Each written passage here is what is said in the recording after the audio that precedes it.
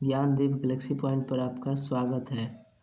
आज हम लोग पढ़ेंगे हिंदी के अंतर्गत क्लास 9th संस्कृत का पाठ 1 वंदना। आज हम लोग वंदना पढ़ेंगे जो क्लास 9th के हिंदी के अंतर्गत संस्कृत का पहला लेसन है। तो यदि आप हमारे चैनल पर नए हैं तो हमारे चैनल को सब्सक्राइब ज़रूर करें। तो चलिए शुरू करते हैं। वंदना। किसी भी कार्य की सिद्धि एवं सुखमय जीवन की प्राप्ति के लिए परमेश्वर की वंदना अति आवश्यक है। ईश्वर सर्वव्यापी, सर्वशक्तिमान एवं जीवन सिद्धिकारक है। ईश्वर सत्य और शाश्वत है। ये परिचय दिया हुआ है सबसे पहले इस पाठ के बारे में। पहला हम लोग देखते हैं, पहला क्या दिया हुआ है। पहला श्लोक पहला दिया है, तेजो अशि तेजो मयि धेहि, वीर्यमसि वीर्यं मयि धेहि, बलमसि बलं मयि धेहि, ओजो असि ओजो मयि धेहि। तो चलिए इसका अर्थ समझते हैं। इसका अर्थ क्या हुआ। तेजो असि, तेजो मतलब होता है तेज स्वरूप, असि मतलब है। हे प्रभु आप तेज स्वरूप है। तेज मतलब तेज, मई मतलब मुझ में, धेहि मतलब धारण कराइए।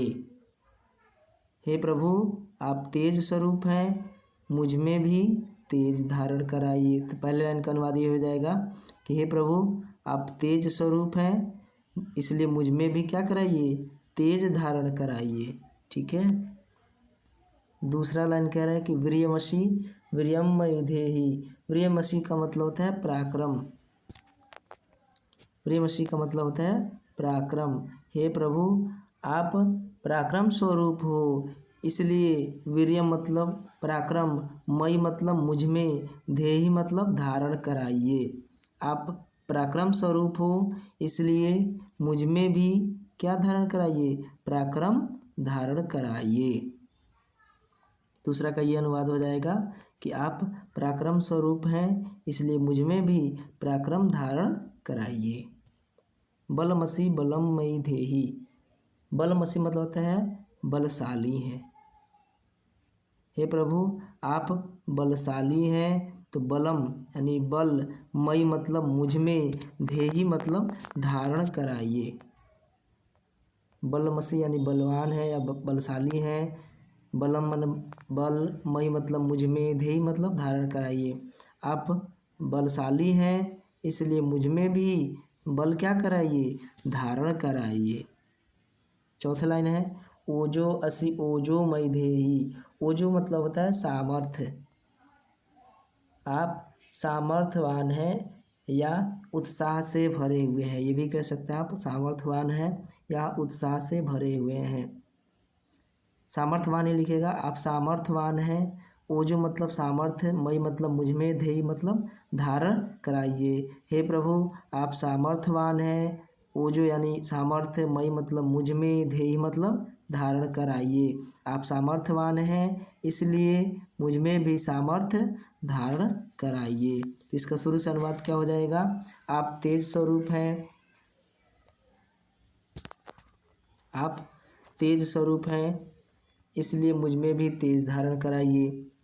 आप पराक्रम स्वरूप हैं, इसलिए मुझ में भी पराक्रम धारण कराइए। आप बलशाली हैं, इसलिए मुझ में भी बल धारण कराइए। आप सामर्थ्यवान हैं, इसलिए मुझ में भी सामर्थ्य धारण कराइए। ठीक है। दूसरा देखिए क्या है। दूसरा है, अस्तो मां सद्गमय, तमसो मां ज्योतिर्गमय, मृत्यु मामृतम गमय। दूसरा देखिए क्या कह रहा है कि अस्तो। अस्तो मतलब होता है असत्य से, मां मतलब मुझे, सद मतलब सत्य की ओर, गमय मतलब ले चलिए या ले जाइए। तो बालक ईश्वर से प्रार्थना कर रहा है और क्या कह रहा है कि हे प्रभु आप मुझे, अस्त मतलब असत्य से, मां मतलब मुझे, सद मतलब सत्य की ओर, गमय मतलब ले जाइए यानी या ले चलिए। हे प्रभु आप मुझे असत्य से किस ओर लेकर जाइए, सत्य की ओर लेकर जाइए। तमसो, तमसो मतलब होता है अंधकार से, मां मतलब मुझे, ज्योति मतलब प्रकाश की ओर, गमय मतलब ले जाइए, ठीक है ना। यानी कि आप मुझे अंधकार से किस ओर लेकर जाइए, प्रकाश की ओर लेकर जाइए। तीसरा लाइन क्या करें, मृत्यु, मृत्यु मतलब होता है मृत्यु से, माँ मतलब मुझे, अमृतम मतलब होता है अमरता की ओर, गमय मतलब ले जाइए। हे प्रभु आप मुझे मृत्यु से किस ओर लेकर जाइए, अमरता की ओर, अमृतम मतलब अमरता की ओर, गमय मतलब ले जाइए। मृत्यु ओर मतलब मृत्यु से, हे प्रभु आप मुझे मृत्यु से अमरता की ओर ले जाइए, ठीक है ना। दूसरा ये है। तीसरा, तीसरा देखिए क्या करें, यतो यतः शमीहसे ततो नो अभयं कुरु सन्नः कुरु प्रजाभ्यो अभ्यं नः पशुभ्यः।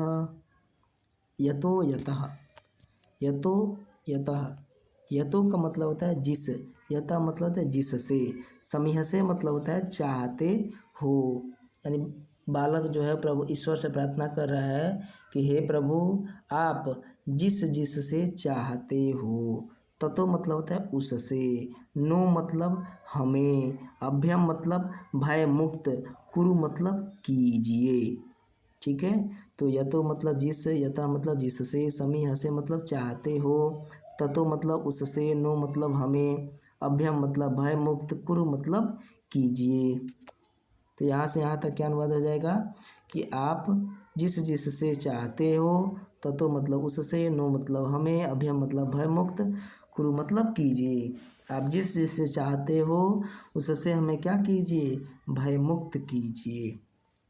सन्ना मतलब होता है कल्याण, कुरु मतलब कीजिए, प्रजाभ्यो मतलब होता है प्रजा का, हमारी प्रजा का क्या कीजिए, कल्याण कीजिए, ठीक है। सन्ना मतलब कल्याण, कुरु मतलब कीजिए, प्रजाभ्यो मतलब प्रजा का, यानी हमारी प्रजा का क्या कीजिए, कल्याण कीजिए।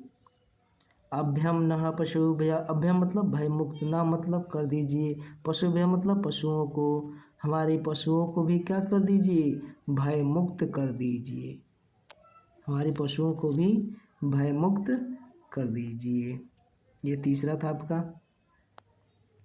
चौथा, चौथा देखिए क्या दिया हुआ है, नमो ब्रह्मणे त्वमेव प्रत्यक्षे ब्रह्मासि त्वमेव प्रत्यक्षं ब्रह्म वदिष्यामि ऋतं वदिष्यामि सत्यं वदिष्यामि तन्मावतु तद्वक्तारमवतु अवतु माम अवतु वक्तारम।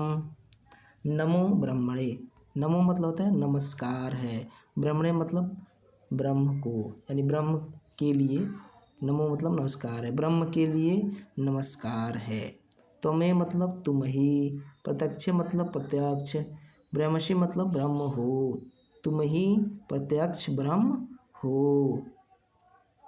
फिर से देख लीजिए एक बार, नमो मतलब नमस्कार है, ब्रह्मणे मतलब ब्रह्म के लिए, ब्रह्म के लिए नमस्कार है, त्वमें मतलब तुम ही, प्रत्यक्ष मतलब प्रत्यक्ष, ब्रह्मासि मतलब ब्रह्म हो, तुम ही प्रत्यक्ष ब्रह्म हो। त्वमेव प्रत्यक्षम ब्रह्म वदिष्यामि, त्वमेव मतलब तुम्हें ही, प्रत्यक्षम मतलब प्रत्यक्ष, ब्रह्म यानी ब्रह्म, वदिष्यामि मतलब होता है कहूँगा, यानी तुम्हें ही प्रत्यक्ष ब्रह्म कहूँगा। ऋतम वदिष्यामि, ऋतम मतलब होता है यथार्थ, ऋतम मतलब होता है यथार्थ, वदिष्यामि मतलब कहूँगा, यथार्थ कहूँगा, सत्यम वदिष्यामि, सत्य मतलब सत्य, वदिष्यामि मतलब कहूँगा, सत्य कहूँगा, यानी यथार्थ कहूँगा और सत्य कहूँगा। तन्मावतु तद्वक्तारम, तन्मावतु,